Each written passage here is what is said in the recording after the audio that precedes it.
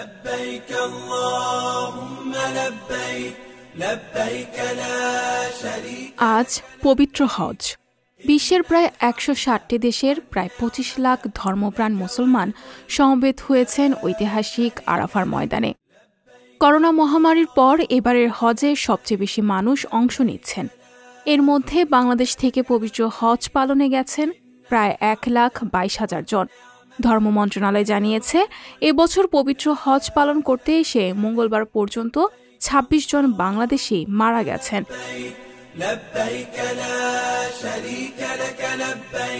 আরাফার ময়দানে উপস্থিত হয়ে হাজিরা লাব্বাইক আল্লাহুম্মা লাব্বাইক ধ্বনিতে তালবিয়া পাঠ করছেন।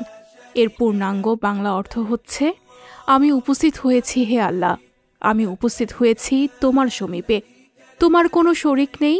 পুনরায় আমি উপস্থিত হয়েছি, নিশ্চয়ই সব প্রশংসা ও সকল নিয়ামত শুধু তোমারই জন্য, সব সাম্রাজ্যও তোমার এবং তোমার কোনো শরিক নেই।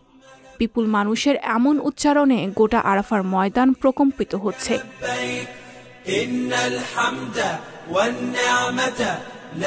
ইসলাম নির্দেশিত পথে হজের আনুষ্ঠানিকতা অনুযায়ী আরাফার ময়দানের মসজিদে নামিরা থেকে জোহরের নামাজের আগে মিম্বরে দাঁড়িয়ে আরবি ভাষায় হজের খুতবা পাঠ হয়।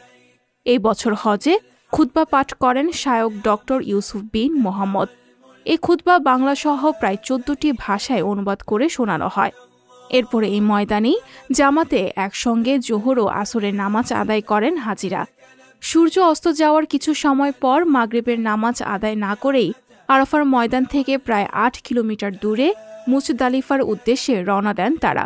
সেখানে একসঙ্গে মাগরিব ও এশার নামাজ জামাতে আদায়ের পর হাজিরা সেখানকার বিস্তীর্ণ খোলা মাঠে রাত যাপন করবেন। এরপর আছে প্রতীকী শয়তানের উদ্দেশ্যে পাথর নিক্ষেপের রীতি। সেটি অনুষ্ঠিত হয় মিনার জামারা নামের একটি স্থানে। পশু কোরবানি মুহাম্মদ সাল্লাল্লাহু আলাইহি ওয়াসাল্লাম নির্দেশিত পথে এরপর মাথা মুন্ডন ও গোসলের প্রথা আছে।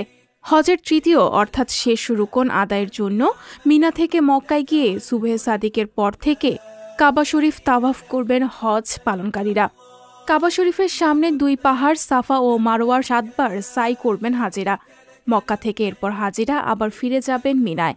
১১ জিলহাজ আছে পুনরায় প্রতীকী পাথর নিক্ষেপ পর্ব। সবশেষে ১২ জিলহাজ সূর্যাস্তের আগ পর্যন্ত যে কোনো সময়ে কাবা শরীফকে ফরজ তাওয়াফের মধ্য দিয়ে শেষ হয় পবিত্র হজের আনুষ্ঠানিকতা। সঞ্জিদা শম্পা, সংবাদ প্রকাশ।